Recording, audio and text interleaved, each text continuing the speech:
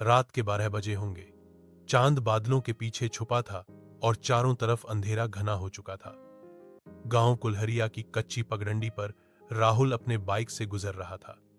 ठंडी हवा के बीच अचानक उसकी रीढ़ में एक ठंडा सा कंपन दौड़ गया। वो सुनसान रास्ता गांव वालों के लिए बदनाम था। कहते हैं वहां एक ब्रह्मराक्षस का वास है, ऐसा राक्षस जो इंसान के मन में डर पैदा कर उसे अपने जाल में फांसा लेता है। उसकी आवाज कान में फुसफुसाती है, मृत्यु पास है, और फिर शिकार कभी वापस नहीं लौटता। राहुल ने इन कहानियों पर कभी भरोसा नहीं किया था, लेकिन उस रात उसकी जिंदगी का सबसे डरावना सच सामने आने वाला था। जैसे ही उसने मोड़ काटा, बाइक अपने आप रुक गई। पेट्रोल था, इंजन में कोई दिक्कत नहीं थी। फिर क्यों? कौन है? राहुल ने घबराते हुए अंधेरे में आवाज दी। कोई उत्तर नहीं, बस पेड़ों के बीच से आती सरसराहट। अचानक धुंध के बीच एक आकृति नजर आई, लंबा, काले कपड़ों में, चेहरा धुंधला, आंखें जलती लाल। वो धीमे धीमे पास आने लगा। राहुल ने चिल्लाकर कहा, कौन हो तुम? उसके कानों में एक फुसफुसाहट गूंजी, डेथ इज नियर। दिल की धड़कनें तेज हो गईं।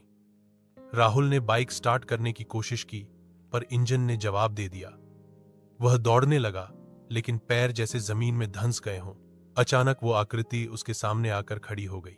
चेहरे पर अब भी धुंध थी, लेकिन उसकी आंखों में ऐसा अंधकार था जिसमें कोई अंत नहीं था। तुम यहां क्यों आए? ब्रह्मराक्षस की आवाज गहरी और ठंडी थी। राहुल ने कांपते हुए कहा, मैं बस रास्ते से गुजर रहा था। ब्रह्मराक्षस मुस्कुराया और उसकी मुस्कान में नुकीले दांत चमके। तुम्हें पता है, यहां आने वाले कभी नहीं लौटते। अगले ही पल राहुल के चारों तरफ धुंध गाढ़ी हो गई।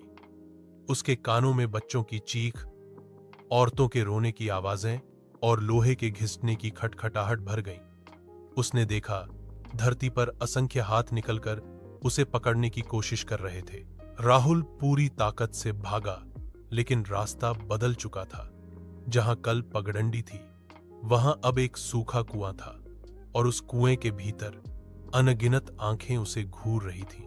ब्रह्मराक्षस कुएं के किनारे आकर बोला, अब तुम मेरे हो। उसने राहुल का हाथ पकड़ लिया। एक पल में राहुल का शरीर जड़ हो गया और वो धुंध के बीच खिंचता चला गया।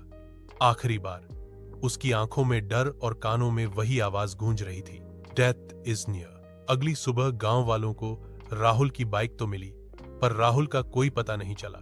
लोग कहते हैं रात में पगडंडी से गुजरते वक्त अब दो आवाजें आती हैं, एक ब्रह्मराक्षस की और दूसरी राहुल की। दोनों फुसफुसाते हैं, मृत्यु पास है। अगर तुम्हें लगता है ये सिर्फ एक कहानी है, तो अगली बार अकेले सुनसान रास्ते से गुजर कर देखना। कल एक और नई वीडियो में मिलते हैं। कल की कहानी बहुत डरवानी होने वाली है, एक यक्षिनी की कहानी। इसीलिए सब्सक्राइब करना बिल्कुल मत भूलना। कमेंट करो। जय श्री राम।